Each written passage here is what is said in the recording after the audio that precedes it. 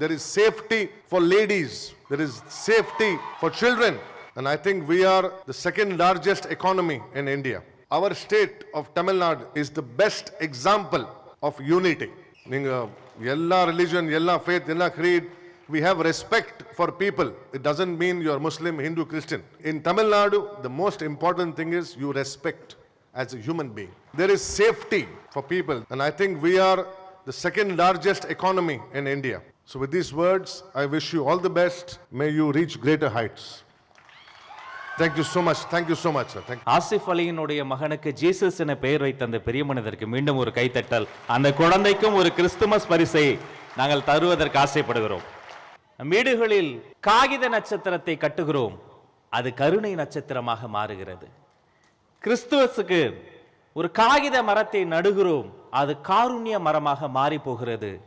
அன்புக்குரியவர்களே, நம் மீது மனக்கசப்புகளை வீசலாம், அதை நாம் மனிதநேயமாக மாற்றி அந்த மனிதனையும் சேர்த்து அரவணைப்போம். அதுதான் இந்த நிகழ்ச்சியின் நோக்கம்.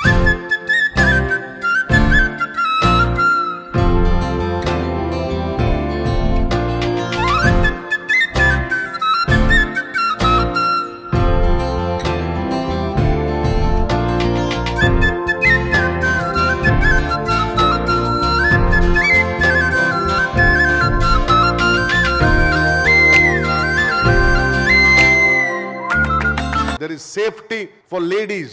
There is safety for children. And I think we are the second largest economy in India. Our state of Tamil Nadu is the best example of unity. Yella religion, yella faith, yella creed, we have respect for people. It doesn't mean you are Muslim, Hindu, Christian. In Tamil Nadu, the most important thing is you respect as a human being. There is safety for people. And I think we are the second largest economy in India. So with these words, I wish you all the best. May you reach greater heights. Thank you so much. Thank you so much, sir. Thank you. Asif அலியினுடைய மகனுக்கு Jesus என பெயர் வைத்த அந்த பெரிய மனிதருக்கு மீண்டும் ஒரு கைத்தட்டல். அந்த குழந்தைக்கும் ஒரு கிறிஸ்துமஸ் பரிசை நாங்கள் தருவதற்கு ஆசைப்படுகிறோம். வீடுகளில் காகித நட்சத்திரத்தை கட்டுகிறோம், அது கருணை நட்சத்திரமாக மாறுகிறது.